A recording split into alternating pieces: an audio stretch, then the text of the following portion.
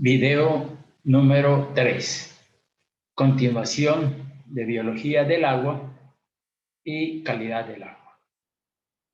Bien, señores estudiantes, veníamos viendo la parte biológica del agua porque es importante para los procesos de tratamiento de aguas residuales. Los tratamientos de aguas residuales son procesos químicos, físicos y biológicos. Y tiene gran importancia la parte biológica, por eso empezamos este curso con esta parte biológica, porque si ustedes entienden esa parte biológica, pues entienden cómo va a funcionar la planta. Entonces, bajo esa premisa, vamos a seguir trabajando con lo que son la parte correspondiente a organismos patógenos del agua y enfermedades hídricas. Entonces, tenemos problemas, pues, porque vamos a ver cuáles son las enfermedades hídricas. Entonces, veamos qué se dice. Como ya se ha comentado anteriormente, ciertos organismos son capaces de producir enfermedades en el hombre y sus animales domésticos. Y se denominan organismos patógenos. ¿Qué quiere decir esto de organismos patógenos? Que son peligrosísimos para los humanos y los animales. Cuando el vehículo por el que llega el hombre, estos organismos, o sus larvas o esporas, es el agua, estas enfermedades reciben el nombre de hídricas. O sea que, sobre todo, por ejemplo, en los sistemas de potabilización de agua, nosotros queremos que haya 0 microorganismos en potabilización. En cambio, en tratamiento de aguas residuales es al revés. Nosotros vamos a generar este tipo de microorganismos. Bien, entonces tenemos este cuadrito aquí que dice contaminación microbiológica de aguas. Entonces vamos a ampliarlo un poquito y veamos, a ver, dice patógenos del humano. Ya habíamos visto las bacterias, ¿no? Aquí aparece la sanguinela, ¿no? La shigella, etcétera, Escherichia coli, ¿no? Etcétera, una serie de bacterias aquí. Protozoarios o helmintos, ¿no? Aquí la giardia, los quistes de giardia, estos son importantes, sobre todo en el sistema de potabilización, ¿no? Nosotros en desinfección lo que quitamos son estos quistes de giardia, y aquí hay otros sistemas de protozoarios. Virus y hongos, rotavirus, normavirus, enterovirus, ¿no? Virus de la hepatitis, y los dermatófitos, ¿no? Que son los otros elementos que tenemos, entran en cuanto a los virus y los hongos. Esto es para el ser humano. Riesgo ambiental, aquí vienen las algas, ¿no? Estas tienen que ver con problemas que se generan mucho en las plantas de potabilización, ¿no? O en las aguas, ¿no? Entonces, por ejemplo, aquí en las algas tenemos las diatomeas, ¿no? Y algunos otros tipos de algas, los hongos o los hongos fitopatógenos, también algunos tipos de hongos pertenecen a este. Estos son vegetales, ¿no? Tienen problemas ambientales, ¿no? Por ejemplo, las algas pueden dañar las lagunas, ¿no? Hay muchas lagunas que con alto contenido de algas y se tapa de algas, ¿no? Si tiene una gran cantidad de nutrientes en las lagunas, crecen muchas algas, ¿no? Y para nosotros en el sistema de potabilización, pues un agua con algas nos daña el sistema de filtración de las plantas. Por eso hemos dicho que cuando hay algas, lo mejor es hacer un pretratamiento antes de las plantas de potabilización. Otra manera de quitar las algas es quitándole la luz, pero pues esa es una situación muy difícil. Otra manera de disminuir el contenido de algas en una laguna es quitándole los nutrientes, ¿no? Para eso habíamos hablado de factores genéticos. Bien, entonces vamos a ver las bacterias, dice, ¿no? Se clasifican en cocos, bacilos y espiriquetas, dice, en esta parte de las algas, ¿no? Miren ustedes, aquí dice, las bacterias se reproducen en número, no en tamaño, ¿no? La división celular se llama fisión binaria y pueden doblar la población cada 20 a 30 minutos. Miren ustedes la velocidad del crecimiento de las algas, ¿no? Duplicar su población cada 20-30 años. ¿Esto es bueno? Claro, ¿no? Tener bacterias y tener todo este grupo de hongos y algas, etcétera, es bueno en las aguas residuales. Porque al revés que en las aguas de potabilización, estos microorganismos pues pueden comerse la materia orgánica, estas bacterias, estos productos. Entonces nosotros pues trataremos de que existan estos humores. Y aquí nos dice que sí pueden existir y que se reproducen muy rápidamente. Entonces yo lo que necesito es que cuando yo tenga mi materia orgánica, la alcantarillado trae mi materia orgánica, entonces haya gran cantidad de algas para que se coman la materia orgánica. Porque si hay poquitas algas, no comen toda la materia orgánica y mucha de esa materia orgánica puede pasar. Pero tiene esa característica. Entonces, como decíamos nosotros, las enfermedades de las bacterias, pues aquí están, ¿no? El bacilo Eber, Salmonella typhosa, los bacilos paratifíticos A y B, Salmonella paratipi y Merelli, causantes de la fiebre tifoidea. Este es problema, ¿no? La sanguinela, ¿no? Disenterae, ¿no? Y el bacilo de Flexner, causante de la disentería. Esa es otra de las enfermedades. Si no tratamos las aguas, ¿no? Las aguas residuales. El bridón colérico, descubierto por Koch, presente en forma de bastoncitos, ¿no? Flagelados inmóviles, que es la causa del cólera. Por eso hay una novela, ¿no? Los amores en tiempos del cólera. El bacilo Koch, ¿no? El bridón colérico. Aquí en Nariño, por ejemplo, mucho, sobre todo en la costa, ¿no? Se vio mucho el bridón colérico. Digo que se hace una campaña muy fuerte para disminuir ese cólera. El bacilo Koch, responsable de la tuberculosis en todas sus formas.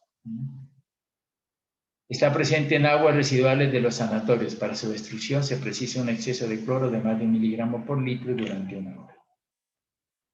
El Spirobacter icterógeno, causante de la enfermedad de Weil, conocida también con el nombre de fiebre de los campos. El Proteus vulgaris, que provoca las diarreas. El bacilo pirociánico, responsable del antrax. Bueno, aquí directamente algunos tipos de bacterias que tienen que ver, la parte de ella, provoca la turandemia, en la que el agua sin ser vehículo directo contribuye a extender. Entonces, esto es las bacterias, ¿no? Las bacterias. Pero esto es si nosotros las tomamos, ¿no?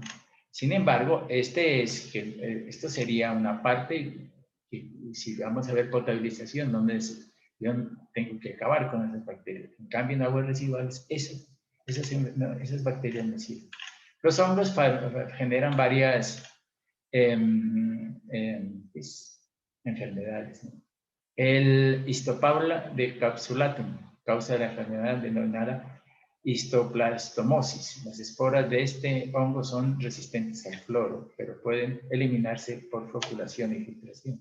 Entonces, esto se puede eliminar en filtración en sistemas de potabilización, ¿no? Entonces, muchas veces, muchos de estos microorganismos, en procesos de potabilización, por coagulación, floculación y sedimentación, los podemos quitar. Otros hongos microscópicos son capaces de producir enfermedades de la piel en los mamíferos. Ustedes han visto en las piscinas, en las manos, en los brazos, en los pies, etcétera, y las algas, ¿no? Decíamos nosotros, la Polycystis aeruginosa, anoveona. Aquí hay un poco de sistemas de algas. Segrega sustancias de toxicidad comparable al cianuro o al arsénico. Hay algunas algas que son, pero fíjese, algunas algas son tóxicas, ¿no? Por eso no solamente de color, sino que también toxicidad. Dice la oscilatoviáceas, a las que se ha atribuido ciertos tipos de alergia. Sin embargo, existen otros tipos de algas que segregan sustancias terapéuticas frente a ciertas llagas, úlceras, etc. Estas algas, por ejemplo, En Brasil le dio muy duro esto, están combatiendo muy fuerte las algas en los sistemas de los ríos, etc. ¿no? Aquí en Cali, por ejemplo, el río Cauca, cuando entra al sistema de potabilización, trae gran cantidad de algas, ¿no? Y tienen que hacer precoloración. Los protozoos, dice, ¿no? La entemoema histolítica, agente de la disentería mediana, puede producir abscesos en el hígado y hemorragias intestinales, ¿no? Entonces, esta disentería mediana es la enfermedad de los ingenieros, ¿no? Vamos allá, tomamos, entonces la entemoema histolítica, disentería mediana. Los virus, dice, es muy discutido el papel que se empeña en el agua la transmisión de enfermedades víricas y se conocen pocos casos comprobados de una enfermedad real que tenga origen. Entre ellos están 2 de poliomielitis en Estados Unidos y Canadá y otros de hepatitis infecciosa en Delhi. Se considera que para que se desarrolle una epidemia vírica por medio del agua, la contaminación de esta debe ser masiva. Virus importantes, el de la poliomielitis, el hecho, ¿no? Que provocan diarreas en los niños, hepatitis, infecciones, el adenovirus que atacan las vías respiratorias y el virus de la influenza. Estas son enfermedades de tipo vírico, ¿no? Otros organismos patógenos, los gusanos, ¿no? El agua puede servir de vehículo de numerosos gusanos, parásitos del hombre y de los animales. Estos gusanos y sus huevos no se destruyen mediante la esterilización, pero pueden eliminarse por la filtración. Esto de la filtración es el sistema de potabilización, ¿no? Nosotros en algunas plantas de tratamiento de aguas residuales pues podemos utilizar filtración. Los gusanos, la Taenia solium, Taenia sanguinaria, que se encuentra, la Taenia solium, ¿no? Taenia sanguinata que se enquistan en el cerno y en el buey respectivamente. La Taenia, ¿no? Echinococcus, se encuentra en el perro y se enquista en el cordero, ¿no? La distoma hepatítica que ataca a los corderos, y hay Ascaris lumbricoides que se desarrolla en el intestino delgado del hombre y del cerdo. Bueno, aquí hay otras dos partes en cuanto a los patógenos. Cada lumbricoide, la Taenia solium, la Taenia sanguinata, son enfermedades comunes y corrientes en el ser humano. Bien, entonces, como estábamos hablando de microorganismos, pues nosotros vamos a hacer análisis para determinar, ¿no?, si el agua está contaminada o no está contaminada. Para ello, principalmente, cuando cogemos una muestra de agua, nosotros hacemos un ensayo que se llama sobre unos microorganismos que se llaman coliformes. Este coliformes son contenidas en gran número en el tracto intestinal del hombre. Entonces, fíjense ustedes, si yo quiero saber si las aguas residuales están, digamos, tienen contaminación fecal debida a los humanos, pues yo puedo hacer un examen de organismos coliformes. Entonces, ese es un ensayo que se hace, ¿no? Coliformes, 2 coliformes, coliformes fecales, totales o Escherichia coli. Entonces, hay 3 ensayos, ¿no? Entonces, veamos a ver coliformes, como dice, contenidos en gran número en el tracto intestinal del hombre. Pero resulta, nos dice, cada persona evacúa diariamente entre 100.000 y 400.000 millones de organismos coliformes. Fíjense ustedes, ¿no?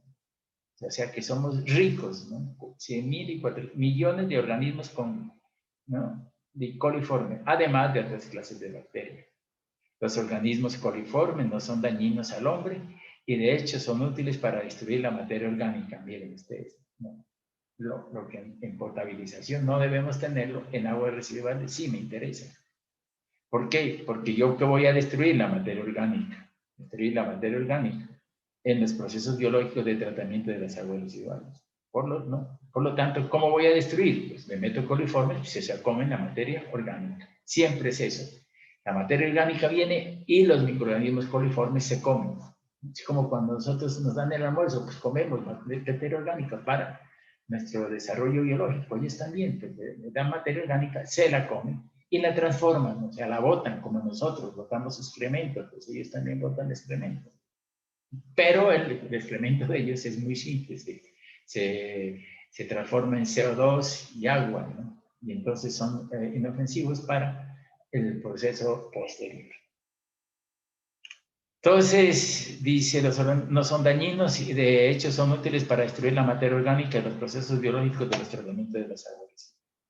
Sin embargo, los organismos patógenos son evacuados por los seres humanos que se ven afectados o que sean portadores de alguna enfermedad. Por eso se usan como indicadores a los organismos coliformes. Si hay coliformes, ¿qué quiere decir? Que hay contaminación. Dice, más numerosos y de determinación más sencilla. Entonces, nosotros lo que hacemos es hacer un ensayo de coliforme. Entonces, hacemos un ensayo presuntivo. Si hay coliformes, puede que exista contaminación fecal, como puede que no, ya lo veremos. Pero está contaminado. Ahí hay algo. Entonces, dice, la presencia de organismos coliformes se interpreta como una indicación que los organismos patógenos también pueden estar presentes y su ausencia indica que el agua está exenta de organismos productores de alguna enfermedad. Entonces, si hay cero coliformes, no, bien, no se presenta ninguna forma. Por eso es tan importante los coliformes. Si dice cero coliformes, muy bueno. Las bacterias coliformes incluyen los géneros Escherichia y Aerobacter. El uso de los coliformes como organismos indicadores es problemática debido a que las Aerobacter pueden crecer en el suelo y por lo tanto la presencia de coliformes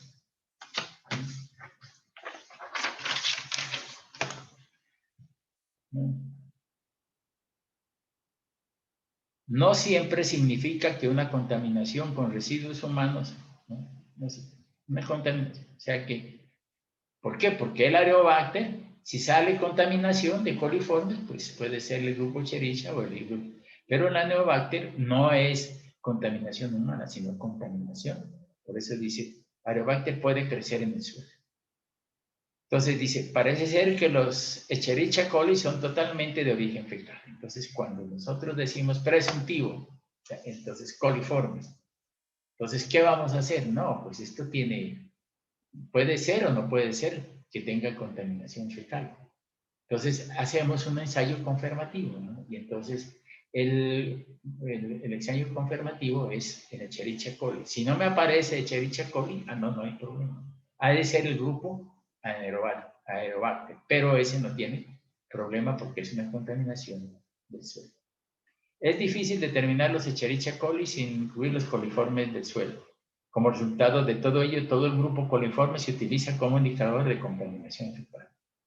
Entonces, el procedimiento más correcto para determinar la presencia de coliformes consiste en la realización de ensayos presuntivos y confirmativos. Estos presuntivos, pues, es con los coliformes totales, y confirmativos, pues, si es Escherichia coli. Si una vez dice presuntivos, entonces se hace confirmativo. Si hay Escherichia coli, quiere decir que la contaminación es total. El ensayo presuntivo se basa en la capacidad del grupo coliforme para fermentar el caldo de lactosa. Entonces, lo que vamos a hacer nosotros es en una cajita Petri meterle alimento, y ese es caldo de lactosa. ¿A quién? A los microorganismos.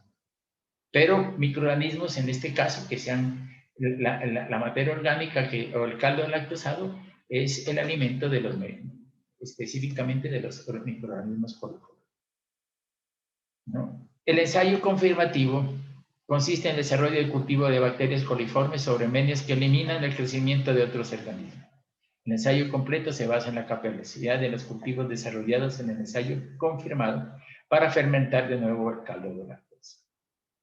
Entonces, presuntivo, coliformes total. Y ahí le metemos caldo lactosado. Y después, si hay ensayo presuntivo, entonces se hace confirmativo con un caldo lactosado, pero especial para Escherichia coli. O sea, que se alimenten. Y entonces las bacterias, los microorganismos van a crecer, y nosotros en la cajita Petri podemos utilizar unas cuadrículas y ahí contar las colonias. En base a las colonias podemos determinar cuál es el número más probable de coliformes en el sistema. Existen en la actualidad dos métodos para tener el número de organismos coliformes presentes en el volumen de agua dado: la técnica del número más probable y la técnica del filtro membrana. Entonces veamos a ver el número. La técnica del número más probable se basa en un análisis estadístico del número de resultados positivos y negativos obtenidos al realizar ensayos múltiples, en serie de 5 habitualmente. Un ejemplo típico es de realizar 15 ensayos, 5 con 10 mililitros de agua de ensayo, 5 con 1 y 5 con 0,1. Con este número de resultados positivos y negativos puede entrarse en tablas especialmente preparadas para el efecto, donde se obtiene el número más probable. Entonces, cogemos el agua, caldo lactosado, y una cajita Petri, y ahí le metemos, y determinamos si está el agua, de acuerdo a las colonias, pues determinamos el número más probable de microorganismos. Es de destacar que el número más probable no es la concentración absoluta de organismos que están presentes, sino solamente es una estimación estadística de dicha concentración. Filtro membrana. Para la determinación del número de organismos coliformes presentes en el agua por la técnica de filtro de membrana, se consigue haciendo pasar un volumen conocido de la muestra a través de un filtro de membrana que tenga poros de tamaño suficientemente pequeño como para retener las bacterias coliformes. Las bacterias retenidas con el filtro se ponen en contacto con el agar, se hace caldo de cultivo, que contiene los elementos nutritivos necesarios para el crecimiento de la planta. Tras su incubación, las colonias coliformes pueden ser contadas y determinarse seguidamente la concentración en el agua. Entonces tenemos nosotros una cajita Petri, es una caja circular de vidrio, ahí metemos el agar o el caldo lactosado, y ahí metemos vamos a contar a ver cuántas colonias crecen. Tenemos un papel cuadriculado y en función del número de colonias por cuadrícula podemos determinar el número más probable de recuento directo. Bien, entonces esto es la parte correspondiente al análisis bacteriano, el resumen de la actividad biológica del agua, ¿no? Importantísimo porque debemos de tener en cuenta todos estos elementos. Ahora, el otro aspecto importante en el agua es la calidad del agua. O sea, la calidad del agua aquí la analizamos desde el punto de vista biológico. Y vemos que nos va a servir eso. Por eso decíamos nosotros que cuando ya terminemos todo este estudio y terminemos el estudio de potabilización, vamos a saber todo lo del agua, desde el punto de vista físico, químico y biológico. Y en base a eso, pues, como le digo, vamos a ser unos médicos del agua. Bueno, entonces, vamos a ver la otra parte que nos corresponde, y es la parte correspondiente a la calidad del agua. Entonces vamos a ver, ¿no? Entonces, en esta parte la parte biológica ya la vimos la vez anterior, ahora vamos a ver la parte del agua en cuanto a características físicas y químicas. Entonces, recuerden ustedes que tratar un agua residual es mucho más complicado y mucho más complejo que tratar una planta de potabilización. Y digamos que para el mismo caudal, el tratamiento de agua residual es mucho más costoso. Y la planta de tratamiento, yo diría que una planta de tratamiento para 100 litros por segundo de agua residual vale 5 veces más que una planta de tratamiento para potabilización. Esto tiene que ver que no, por ejemplo, el operador de una planta de tratamiento de potabilización, pues tiene una formación, pero para tratar aguas residuales no solamente tiene que tener una formación físico-química, sino biológica, porque los tratamientos de aguas residuales, ya lo hemos visto, son procesos físicos, químicos, y sobre todo en el tratamiento son procesos biológicos. Estamos hablando de seres vivientes que tienen las mismas similares características en su fisiología, ¿no? Ellos comen y evacuan, nosotros comemos y evacuamos. Generamos absorbemos el carbono, el oxígeno también, y generamos energía mediante procesos de oxidación-reducción, que es lo mismo que hacen ellos, ¿no? O sea, es similar, ¿no? Bueno, entonces vamos a ver este capítulo de características físicas, químicas, que nos van a permitir, ¿no?, entrar a los diferentes tipos de procesos de tratamiento. Entonces dice las características más importantes a considerar en el agua desde el punto de vista del ingeniero sanitario son la temperatura, la densidad, la viscosidad, el color, ¿no?, el olor, la turbidez. ¿Cuál es el más importante? Pues dentro del punto de vista biológico es la temperatura, ¿cierto? La temperatura es un elemento importantísimo, porque cuando hablamos de microorganismos estamos hablando como de seres vivientes. Por ejemplo, en zonas, las costas, ¿no?, que son cálidas, etcétera, etcétera, el desarrollo biológico es mucho mejor que en zonas frías, como la zona nuestra, la zona andina. En zonas frías el desarrollo biológico se detiene y en zonas calientes el desarrollo biológico es mejor, ¿no? Por lo tanto, por ejemplo, en climas fríos se tienen problemas con el proceso de tratamiento de aguas residuales porque los microorganismos no se desarrollan con una tasa igual a lo que hace en partes donde las temperaturas son altas, ¿no?, sobre todo la temperatura del agua. Bien, entonces veamos a ver esto. La temperatura puede definirse como una medida relativa a un cierto origen, dice. Por ejemplo, punto de fusión del agua, de la energía calorífica contenida en cierta masa. Se expresa en grados centígrados o en Fahrenheit. Esta medida representa una de las constantes físicas más importantes en el desarrollo de los procesos que se producen en el cerebro. Entre los fenómenos más importantes en los que influye este parámetro pueden citarse los siguientes. Solubilidad de los gases del agua. Miren, esto es importante. Dice, entre los cuales se destaca el oxígeno por su particular importancia biológica.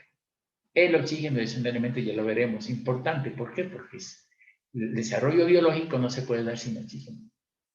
Nosotros vivimos por el oxígeno que absorbemos. Los peces viven en el agua por el oxígeno disuelto. Los microorganismos también por el oxígeno que está disuelto en el agua y el oxígeno en compuestos que existen en el agua, ¿no? Y por lo tanto la temperatura favorece esa absorción de oxígeno, pero tiene problemas, ¿no? No es lo mismo el oxígeno en una zona montañosa que en una zona de altura sobre el nivel del mar bajo. A mayor temperatura, más presión, y el oxígeno puede introducirse en el agua más fácilmente que en una zona baja, ¿no? Entonces el contenido de oxígeno es menor en esas zonas que en zonas altas o zonas montañosas. Esta medida representa una de las constantes físicas más importantes en el desarrollo de los procesos que se producen en el seno del agua. Entre los fenómenos más importantes en los que influye este parámetro pueden citarse los siguientes. Solubilidad de los gases en el agua, entre los cuales destaca el oxígeno por su particular importancia biológica. Esta solubilidad decrece al aumentar la temperatura. O sea, aumenta la temperatura y no entra oxígeno. Mayor temperatura, menor contenido de oxígeno en las aguas. El oxígeno se puede introducir en las aguas, ¿no? ¿Por qué? ¿Cómo hacemos nosotros? Por ejemplo, los ríos se airean. Con ese contacto del agua con la piedra, pues está ahí el oxígeno, entonces se introduce en el agua. Si el río tiene gran cantidad de piedras, pues se oxigena más, ¿no? ¿Por qué? Ahora, en las zonas de montaña, pues introduce más fácilmente del oxígeno que en las zonas bajas, ¿no? Esta solubilidad decrece al aumentar la temperatura. Entonces, climas cálidos, pues oxígeno menor que en los climas fríos. Solubilidad de las sales en el agua. Creciente al aumentar la temperatura, salvo en raras ocasiones. Entonces, la temperatura, miren, cuando se aumenta la temperatura, ¿no?, las sales se solubilizan, ¿no?, salvo en raras excepciones. Velocidad de los procesos bioquímicos de descomposición de la materia orgánica, creciente al aumentar la temperatura. Miren, velocidad de los procesos bioquímicos, ¿no? Discúlpenme un momentito.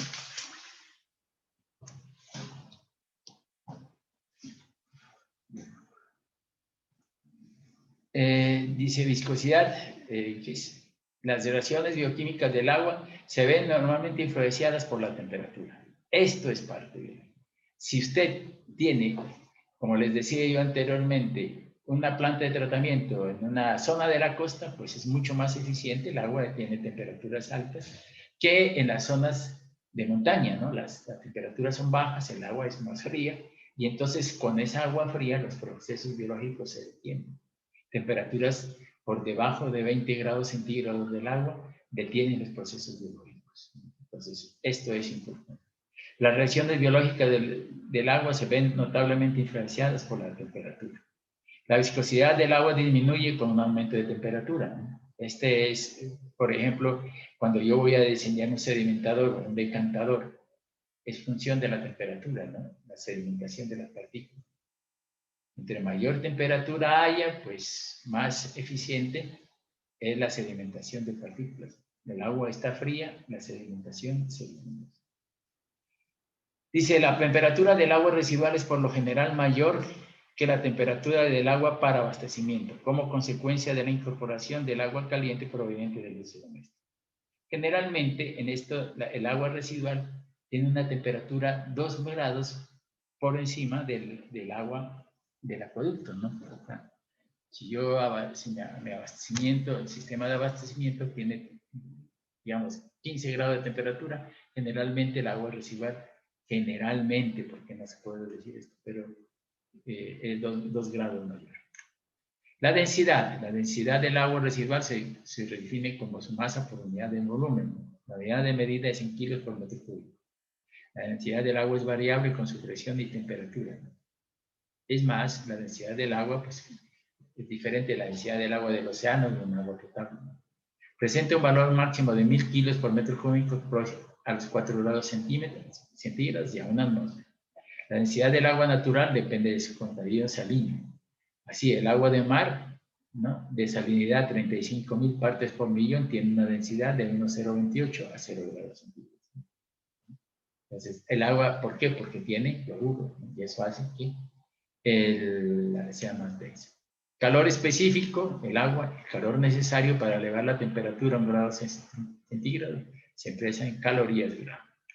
Tensión superficial, el agua tiene tensión superficial, ¿no? O sea, tiende a que las partículas que se escapan a mantenerlas, ¿no? Pero si usted aumenta la temperatura del agua, esa tensión superficial disminuye y muchas de las partículas que contiene el agua pues, se evaporan. Es una fuerza que produce efectos de tensión en la superficie del líquido, ocasionados porque la atracción entre la molécula del líquido es mayor que la ejercida por el aire. Si la temperatura aumenta considerablemente, la tensión superficial disminuye, formándose burbujas cuando se hiere.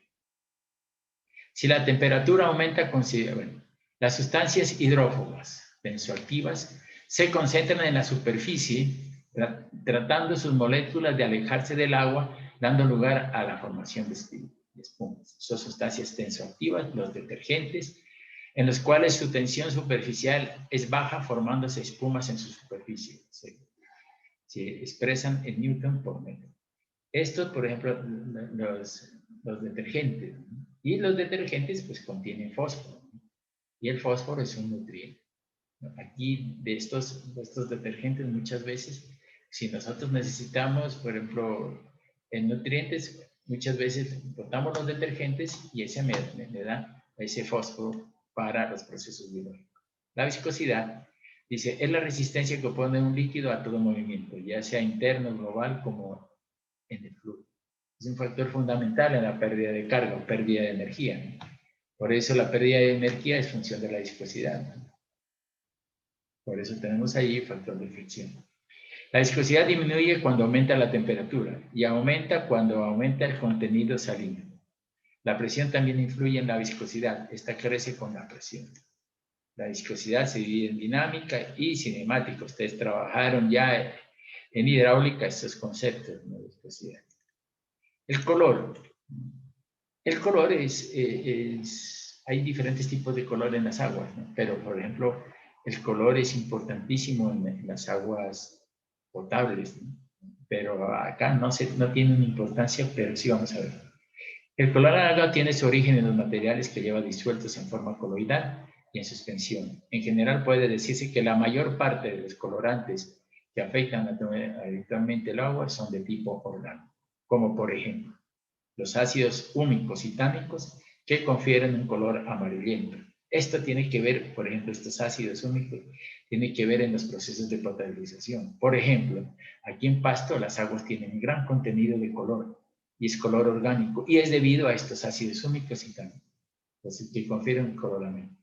Es muy difícil remover color en las aguas potables. Acá no nos interesa mucho porque es otro caso. El fitoplancton, dice, clorofiláceas, etcétera, le confieren un color verdoso. Los residuos humanos, aguas residuales, le confieren un color gris a negro, según su grado de alteración. Los desechos industriales orgánicos pueden conferir a las aguas una gran diversidad de colores, como las industrias, pues, por ejemplo, una industria de textiles, pues, botan harto contenido de color, porque para los textiles necesitan color. Entonces, de acuerdo a su tipo de industria, dependerá el color. No obstante, también existen sustancias inorgánicas que afectan el color del agua, como son el color rojizo provocado por el ion hierro, color rojizo o amarillento, ¿no? Si nosotros vemos en una quebrada y un color amarillento, como tirando a rojizo, eso es hierro.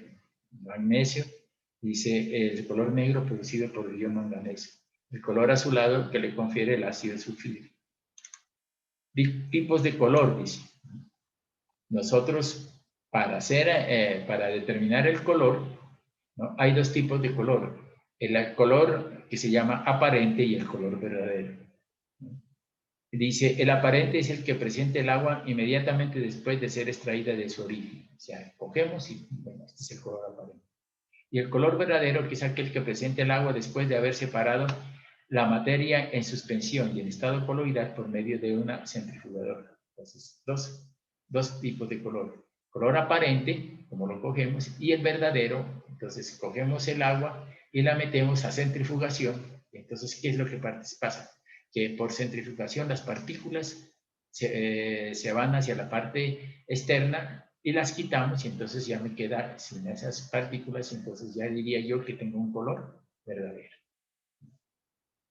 Medida del color, dice, la medida se realiza tomando como unidad de color producida por una parte por millón o miligramos por litro de platino cobalto. Importancia del color en el agua. En el color el agua produce efectos desagradables en la persona que pretende usarla como bebida. Por eso, en los sistemas de potabilización, no se permite un agua con color mayor a 10 unidades de color de platino cobalto.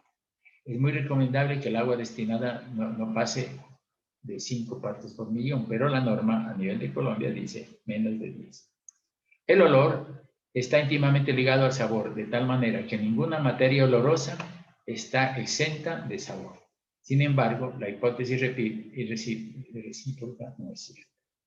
Causas del olor, dice, debido a varias siguientes causas. Compuestos químicos como los fenoles y el cloro, ¿no? Entonces, estos fenoles producen olor, ¿no? Y el cloro también produce olor. Usted huele cloro y se puede matar, ¿no? Y es por eso que cuando utilizamos cloro, tenemos que hacerlo con dispositivos especiales. Materia orgánica en descomposición. Ustedes ven ahí en la Universidad de Nariño, pues esas son aguas anaerobias y materias orgánicas en descomposición, y muchas veces huele. Es la materia orgánica que se descompone y genera sulfuro de hidrógeno, y eso huele a huevo podrido, y entonces se ve que el proceso en el río, el agua está descompuesta y es un proceso de tipo anaerobio. Esencias ligadas en pequeñísimas cantidades esencias liberadas en pequeñísimas cantidades por organismos vivos, algas y hongos. Las algas también, ¿no? Decíamos nosotros, que generan olor, ¿no? Y los hongos, ciertos hongos también. En general, la cantidad de sustancias necesarias para producir el olor en agua es muy pequeña. Bastan vestigios no determinables de análisis para producir olores desagradables. Sobre todo en el tratamiento de aguas residuales tenemos ese problema, ¿no?, de olores, ¿no? Entonces, tenemos que trabajar en la planta de tratamiento la parte ambiental para disminuir los olores en la planta, porque se pueden expandir a los alrededores. Y generalmente, pues, el elemento que más nos da olor pues, es el sulfuro de hidrógeno. Medida del olor, dice, el olor se mide en unidades adimensionales. Esta medida se define como el cociente entre el mínimo volumen de agua inodora y la que habrá de diluir en la muestra, para que no presente olor perceptible y el volumen de la muestra. El sabor, como ya se ha comentado anteriormente, existen sustancias capaces de dar sabor al agua sin acompañamiento de un olor. Causa del olor, del sabor, ¿no? Sabores metálicos producidos por sales de cobre, sin hierro. Sabores salados producidos por cloruros y sulfatos. Entonces, aquí metálicos y aquí, sobre todo la sal, ¿no? Por ejemplo, ¿no?, la sal tiene un sabor que los cloruros, ¿no? Y también los sulfatos le dan sabores salados. Alguna materia de origen orgánico como los clorofenoles, cloro y fenoles, pueden dar un cierto sabor al agua antes de ser perceptibles por el olfato. Y si está el cloro y los fenoles, pues ahí están unidos los dos que dan olores al agua. La turbidez, pues, se define como la dificultad del agua para transmitir la luz producida por partículas coloidales en suspensión. Como es obvio, este concepto está ligado al color, especialmente a la pared. Entonces, ¿cómo vamos a medir la turbidez? Pues cogemos un turbidímetro, ya lo veremos, vamos a hacer estos ensayos de laboratorio básicos, porque en potabilización ya vamos a ver todos estos análisis. Pero ustedes, en este caso, pues toca hacerles, por eso en la parte de laboratorios hablábamos de DBO, de DQO, de turbidez, pH y sólidos, ¿no?, que es lo que más nos interesa en este caso. Y entonces la turbidez, entonces, ¿qué hacemos nosotros? Cogemos la muestra de agua y la metemos en un aparatico que es un turbidímetro electrónico y entonces generamos un rayo de luz en la parte baja y vemos cuál es el rayo de luz que sale. Según la interferencia que hay aquí, pues medimos cuál es la turbidez. Si hay mayor interferencia, quiere decir que hay mayor turbidez. Pero si el agua es limpia, la interferencia es baja, y entonces podemos medir la turbidez. Eso lo hacemos con el turbidímetro. Causas de la turbidez, un fenómeno óptico producido por las partículas de arcilla, limo, sales de hierro, materia orgánica, finamente dividida.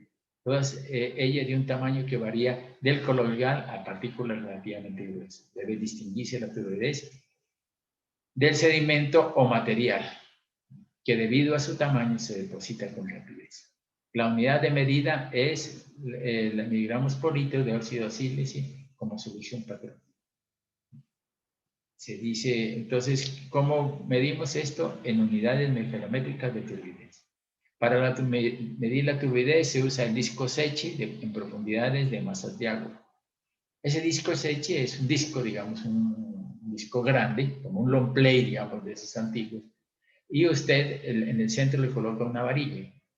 Y una varilla con, digamos, con divisiones, en 1 metro, 2 metros, o 0, así, dividida.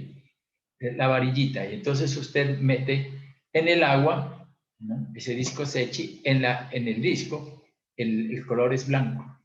Entonces, a medida que vamos profundizando, el color se va disminuyendo. Hasta que no veamos, y no vemos nosotros el disco, o sea, el color generado en el disco, entonces ahí medimos en la varillita y en base a esa medición de la varilla podemos determinar cuál es la turbidez. El turbímetro digital, entonces este lo vamos a hacer en el laboratorio, y el turbímetro Jackson. La turbidez está ligada con el material en suspensión. Por otra parte, la turbidez resulta desagradable en aguas de bebida, considerándose recomendable para el consumo con menos de 5, no, este dato de 5, a ver si lo puedo ver, no, es con menos de 2 unidades de turbidez, ¿no? Es según la nueva norma, ¿no?, la norma RAS. Bueno, eso entre características físicas del agua. Veamos las características químicas del agua. Dice, las características más importantes a considerar dentro del punto de vista del ingeniero sanitario son el residuo seco, la conductividad y el pH. Podemos hacer nosotros estos tres análisis, vamos a hacerlos en el laboratorio. Vamos a hacerlo, la conductividad, vamos a verlo, y el pH también vamos a determinar. El residuo seco, primero. Se denomina este residuo seco lo vamos a hacer cuando hagamos ensayos de sólidos. Entonces ahí vamos a determinar esto. Se denomina residuo seco al peso de las sustancias que quedan una vez evaporada el agua, una unidad de volumen, que corresponde aproximadamente al peso total de las sustancias disueltas en ella, eliminando previamente la materia en suspensión por filtración, que lógicamente favorecería el resultado. Entonces, vamos a hacer análisis. Sí. Vamos a someter una muestra a filtración y el agua que queda la sometemos a evaporación. Entonces, lo que sale de la evaporación, pues es el residuo seco. Entonces, el residuo seco se mide en miligramos, ¿no?, por litro o partes por millón de materia disuelta una vez sometida a evaporación, o sea, 110 grados centígrados. Metemos a filtración, damos la materia en suspensión y después la sometemos a evaporación y obtenemos el residuo seco. Esto lo vamos a hacer, como le digo, en ensayo de sólidos. Importancia del residuo seco. La cantidad de sales minerales disueltas en el agua tienen una gran importancia en relación al uso que se va a hacer de la misma. Entonces, este residuo seco, ¿qué son? Partículas o sustancias minerales que trae el agua. Y entonces es importante saber qué sustancias o elementos minerales tiene el agua. Con respecto a la alimentación humana, hoy día está comprobado que el hombre puede consumir agua que contenga hasta 2000 hasta 2000 partes por millón sin quebranto de salud. De sales minerales, sin quebrantos de salud. Sobre todo, por ejemplo, las aguas de mar, ¿no? Usted filtra eso y somete a evaporación y me va a quedar mucho contenido de ¿qué? De sal mineral, ¿no? Entonces, nosotros no podemos, digamos, tomar aguas que en el contenido salino sea mayor de 2.500 partes por millón, sin quebranto de sal. La conductividad, dice, es la medida inicial de la facilidad con la que la corriente eléctrica pasa a través del agua, puesto que el agua pura es mala conductora de la corriente eléctrica, baja conductividad, conductividades elevadas indican la presencia de impurezas y más complejamente de sales disueltas. Entonces, si yo veo un agua pura, conductividad baja, pero si un agua tiene conductividad alta, es porque tiene sales, ¿no? Mucha cantidad de sales o sustancias minerales. Entonces, eso me sirve a mí para, si yo quiero un sistema de potabilización, saber si tiene muchas sustancias o pocas sustancias minerales. Se mide en microsiemens por centímetro. El pH. Las aguas naturales tienen un pH que varía entre 6, 5 y 8, y más raramente entre 5 y 8,5. Si una cierta agua sobrepasa estos límites, hay que pensar en que está fuertemente polucionada. Entonces, miren ustedes que el pH es un indicativo si está polucionada o no. Si ya es menos de 5,5, ya el agua es ácida, ¿no? Y está polucionada. Por más de 8,5, pues tenemos que, decimos nosotros, eso está muy raro y esa agua, pues, es de características de polución altísima. El origen del pH en las aguas puede ser natural y artificial. Entre las causas naturales más importantes pueden citarse el ácido carbónico, como consecuencia de la dilución del anhidro carbónico y más fundamentalmente el que se encuentra en la zona de infiltración como consecuencia de la respiración de los seres vivos. Entonces, eso, el CO2 el CO2 pues, y el agua pues me dan el ácido carbónico, y este ácido carbónico puede modificar el pH del agua, ¿no? Si usted, sobre todo en el suelo, el agua digamos que corre por el suelo, pues absorbe ese ácido, absorbe el CO2 y en el agua, y entonces forma el ácido carbónico, ¿no? y entonces se acidifican las aguas, ¿no? Eso acidifica las aguas. Otros ácidos orgánicos como el sulfuro, formado al atravesar terrenos con rocas volcánicas, ¿no? Forman el sulfuro, el sulfuro genera el ácido sulfúrico y eso acidifica y a eso hace que las aguas tengan un pH bajo. Ácidos orgánicos entre los que se destacan los húmicos, ¿no? Ácidos húmicos, tánicos y tiaminos. Carbonato de calcio, productor de pH bajo. Carbonato, productor de pH básico. Entonces, hay terrenos, ¿no?, que son carbonatados y entonces generan ese pH. Compuestos que pueden reaccionar con el CO2 para formar bicarbonato soluble. Entre las causas artificiales, vertidos industriales, ¿no?, que tienen mucho ácido y bajan el pH. Lavados minerales de explotaciones mineras, ¿no? Pueden ser sustancias que bajen el pH o carbonatos y bicarbonatos que me pueden subir el pH. El valor de pH tiene una influencia sobre muchos procesos, tanto químicos como biológicos, que se realizan en el seno de la misma. Entre ellos se destacan un agua con un pH menor del 6. Es fuertemente agresiva y corrosiva para los metales. ¿Por qué? Porque es ácida, ¿no? Para producir el fenómeno de la coagulación con sales de aluminio se precisa un pH comprendido entre ciertos límites. O sea, cuando yo voy a procesos de potabilización, entonces yo quiero generar una buena coagulación o floculación en el sistema, pues yo tengo que tener dentro de ciertos límites el valor del pH. Influye en la regulación de los procesos químicos de tratamiento de aguas residuales y en la regulación de la digestión anaerobia de la materia orgánica. Esto es importante, ¿no?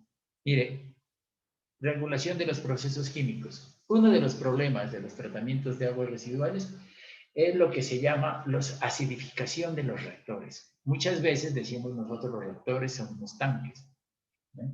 Y allí se van procesos de tipo biológico, físico, químico.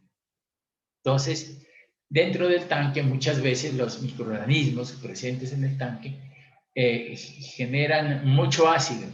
Entonces, al generar muchos ácidos, el pH del agua, ¿no?, que hay en el tanque se baja. Y entonces, al bajarse el pH, pues los microorganismos mueren, ¿cierto? Porque una de las cosas que puedo hacer es bajar el pH y entonces se me mueren muchos de los microorganismos. Y entonces, como se mueren muchos los microorganismos, pues los que quedan,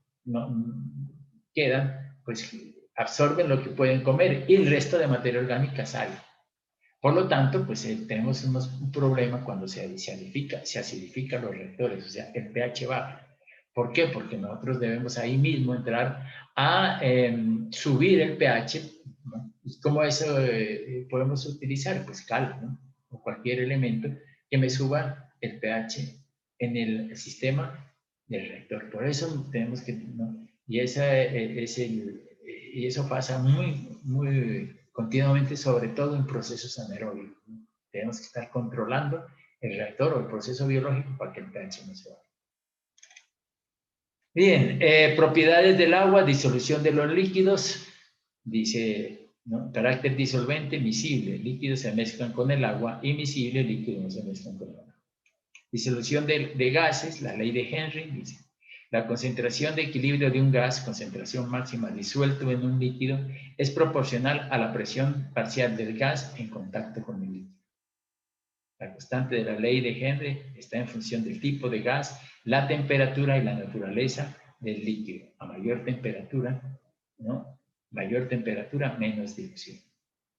¿Por qué? Porque el líquido, los gases no entran. Si la temperatura es alta, los gases, digamos, no entran directamente. Es como el oxígeno. A mayor temperatura, el oxígeno no penetra.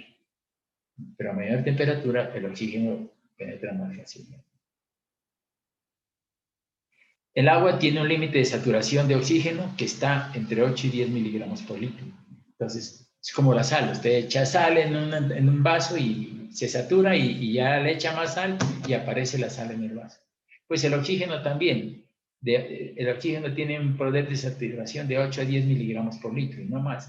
Pero hay casos en que se sobresatura. Por ejemplo, en un lago, ¿no?, uno va y mide y oxígeno disuelto 12. Pero ¿cómo? Si el oxígeno el disuelto, la límite es de 8 a 10, ¿no? Es que las algas, por ejemplo, las algas, su proceso absorben CO2 y como son vegetales, botan oxígeno. Y ese oxígeno que botan las algas, pues es absorbido por el agua. Entonces hay una sobresaturación de oxígeno. Entonces, cuando hay una de esas sobresaturación, específicamente puede ser por las algas. Se mide, el agua tiene un límite, ¿no? Se mide de 8 a 10 miligramos por litro, se mide por oxigímetro o por titulaciones. Los líquidos pueden disolver gases. Los gases que se encuentran en disolución en el agua son fundamentalmente los componentes atmosféricos, el oxígeno, el nitrógeno y el hidrocarbono. Fíjese usted. ¿Cuál de estos tres es el que se disuelve más rápidamente? El oxígeno. El nitrógeno, pues, no es tanto, ¿no? O sea, no se disuelve tan rápidamente como el oxígeno.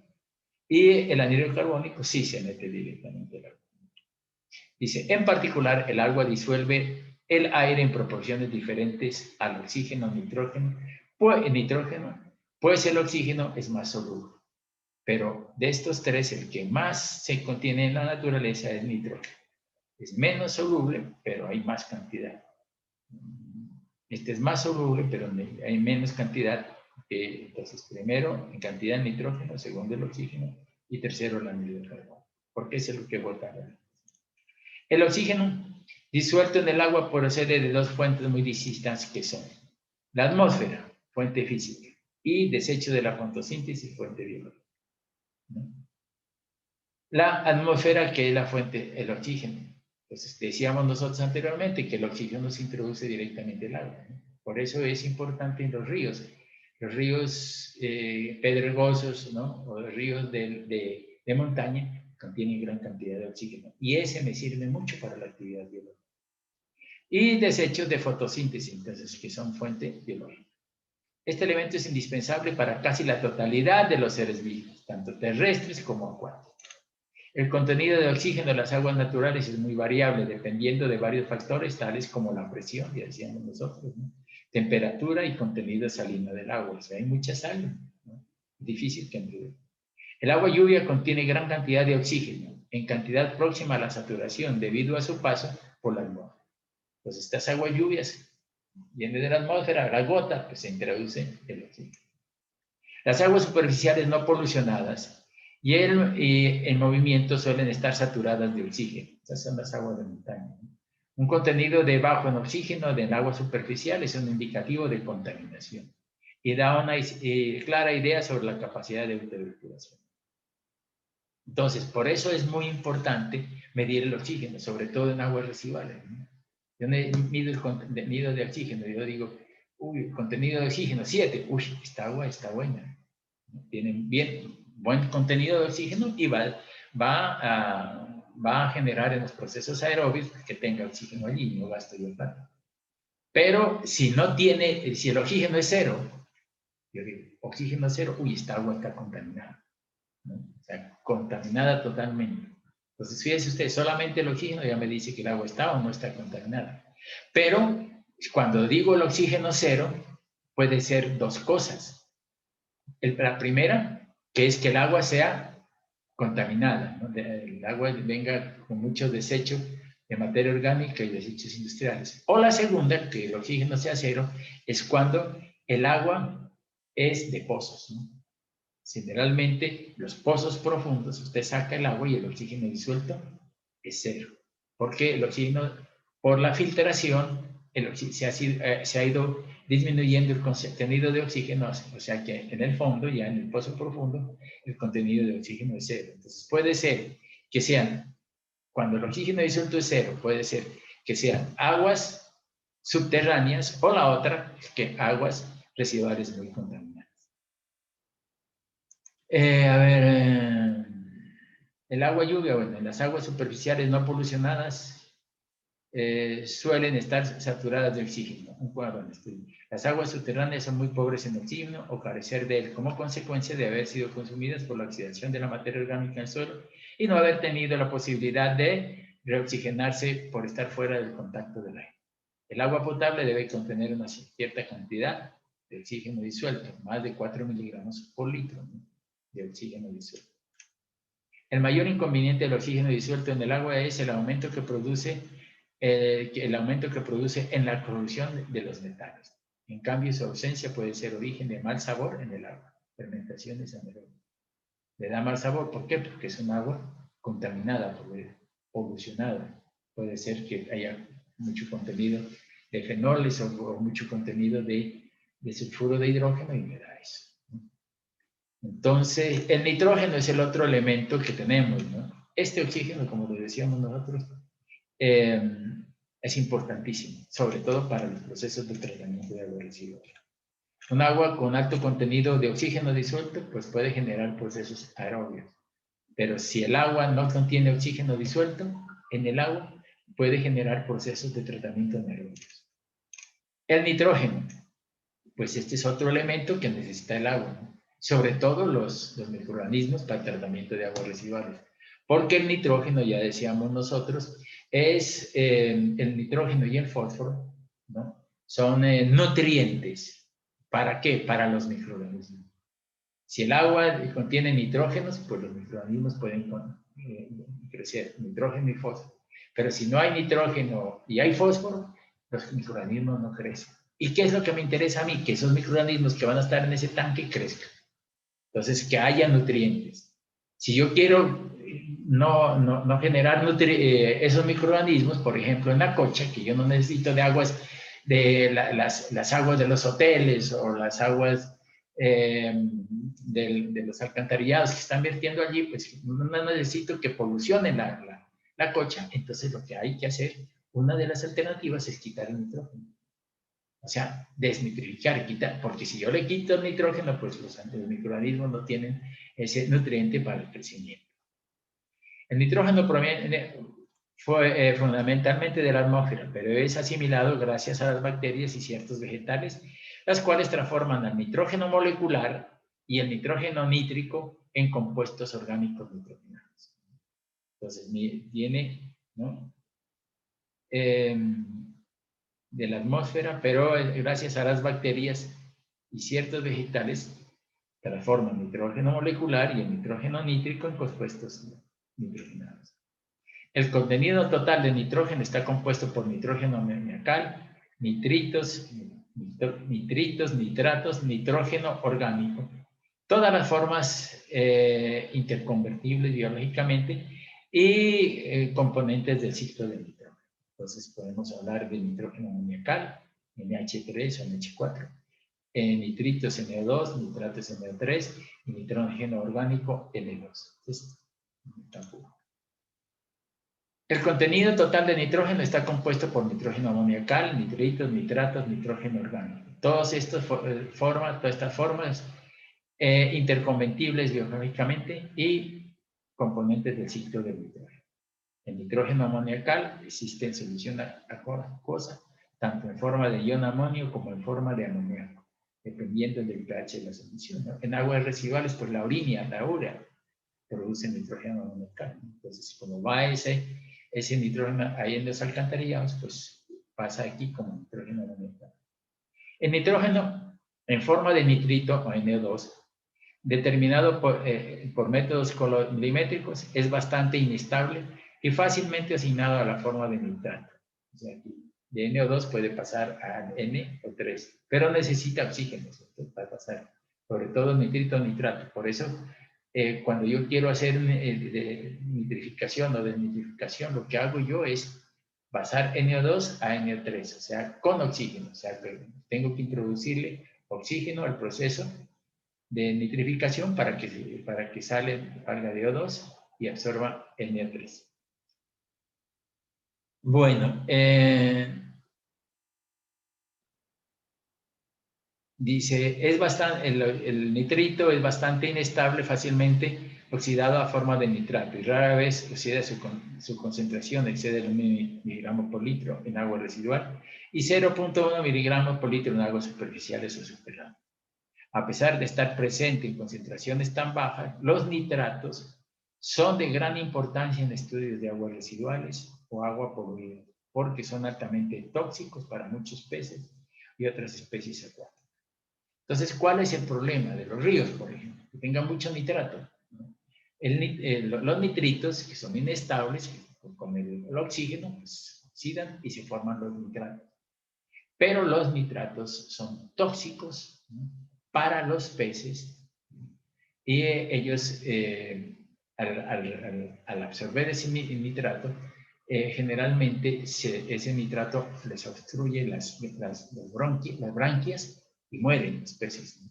Por eso en estanques de peces lo que se trata es de las aguas de las peceras, digamos, ¿no?, recircularlas y quitarles el nitrógeno, ¿no? ¿Por qué? Si se queda el nitrógeno de los tanques en las peceras, ese nitrógeno pues generalmente causa la muerte de los peces. Otro contenido de nitrógeno que es importante en las aguas residuales y quitarlo es porque muchas veces en los ríos y quebradas gran cantidad de nitrógeno, de nitrato, puede ser llevado por las captaciones a los usuarios y absorbido por los niños. Y estos niños, al absorber ese mucho nitrato, pueden causar una enfermedad que se llama la metahemoglobinemia. Generalmente, para niños menores de 1 año, ¿no?, se vuelven azulados, se azulan, les falta de oxígeno. ¿Por qué? Porque el nitrito pasa a nitrato y consume ese oxígeno, y el oxígeno que está consumiendo es de la sangre. Entonces se mueren porque no tienen. El nitrógeno en forma de nitrato, especie química de nitrógeno más oxidada que se encuentra en aguas residuales, se determina por lo común por medios colorimétricos. Los nitratos pueden reducirse a nitritos en el estómago de los niños y de esta forma unirse a la hemoglobina ocasionando una reacción en la transferencia de oxígeno a nivel celular que se manifiesta en el color azulado de la piel. Condición denominada en términos médicos como metahemoglobina. El nitrógeno total Kendall, genética, incluye el nitrógeno orgánico y el amoníaco. No incluye ni nitritos ni nitratos, el orgánico y el amoníaco, ni NO2. La forma predominante del nitrógeno en las aguas residuales domésticas frescas es el nitrógeno orgánico. Las bacterias rápidamente descomponen el nitrógeno en nitrógeno amoniacal, NH3, y si el medio es aerobio, en nitritos y nitratos. Entonces, el nitrógeno lo transforma en nitritos y nitratos. Por eso, en las plantas de tratamiento de aguas residuales, muchas veces trato yo de no solamente eliminar a la materia orgánica, sino de pronto eliminar el nitrógeno. Entonces, lo que hago yo es llevar el agua a un tanque y meterle oxígeno. Y entonces, genero los nitritos y después los nitratos, y esos salen a la atmósfera. Entonces, disminuyendo el contenido de nitratos.